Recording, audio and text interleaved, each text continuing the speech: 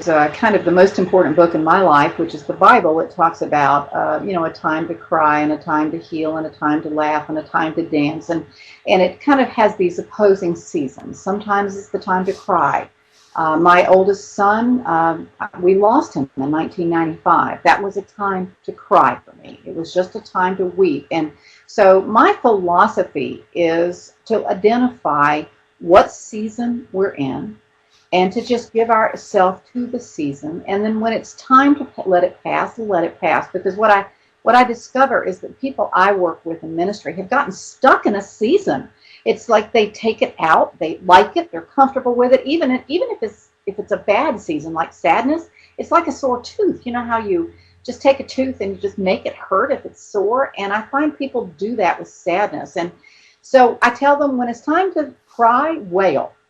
But when it's time to laugh again, laugh with this belly laugh and just let yourself pass gracefully from season to season.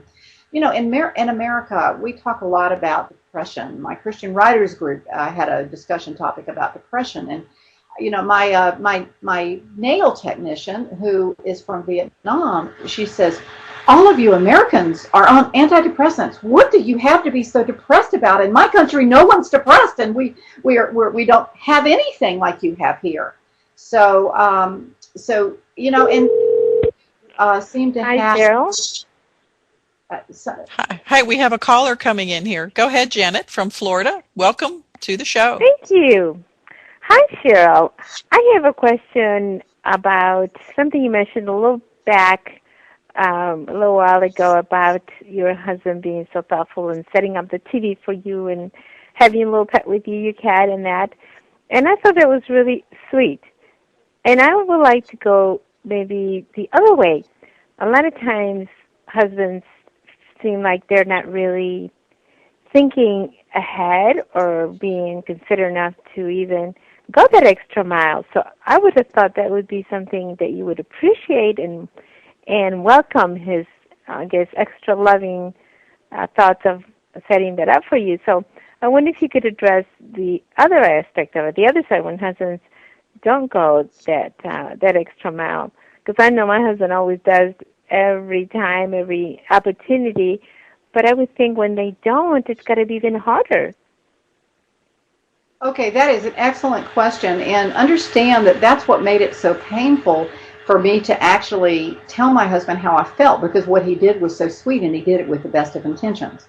But I also told you that earlier in our marriage, he wasn't thinking very much about me, and he was basically ignoring me because he had to, because I was just grabbing at him and trying to get him to think more about me than he was, and that wasn't working very well.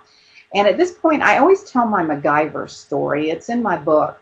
But my husband, Donna Marie said it at the beginning, he's a roboticist. He's a technician, a technologist. He's brilliant, and I know that, and I'm so impressed with his brains.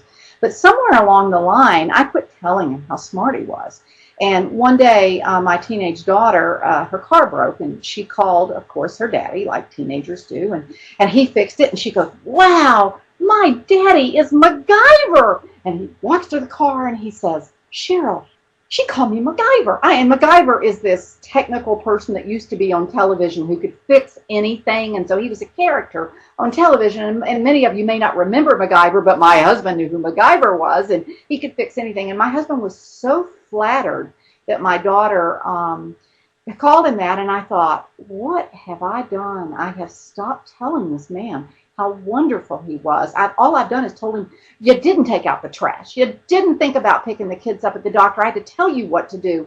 You're not paying attention to me. And I was telling him everything he was doing wrong, but I'd forgotten to tell him how impressed I was with his brains, with the things he did right. And when he did go to the doctor, thank you for doing that. And so right then and there, I started telling my husband, and again, it goes back to mind, heart, soul, strength, neighbor. Mind, I had to think on what was lovely, because in order to tell my husband what was lovely, I had to think of it first. And heart was I had to become willing to say it, which meant I had to get over my anger. And so I started just telling my husband he was MacGyver. Every time he fixed something, I'd go, wow, Bob, you're so smart. And he would just get so proud. And he knows I'm doing it. He knows what, he doesn't care. I call it schmooze with the truth. And so, and maybe it's the male ego, and one day God is going to have to explain that to me. But whatever it is, for those of you whose husbands are not wanting to do things for you, instead of telling them what they're not doing, I always say, just from this moment forward, only think on positive things and tell them what they're doing right. And so this fast forwarding to my problem where he was doing too much for me is, you fast forward another 15 years of me thinking on what is